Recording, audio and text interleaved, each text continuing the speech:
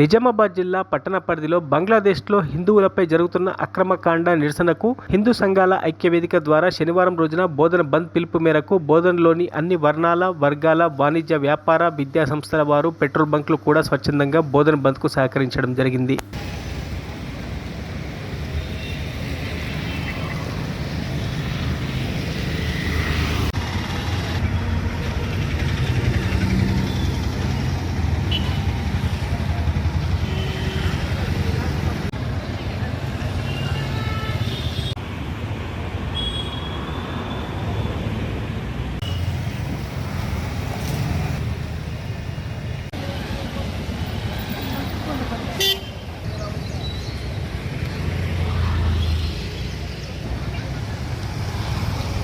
మరిన్ని అప్డేట్స్ కోసం మా ఛానల్ని సబ్స్క్రైబ్ చేయండి.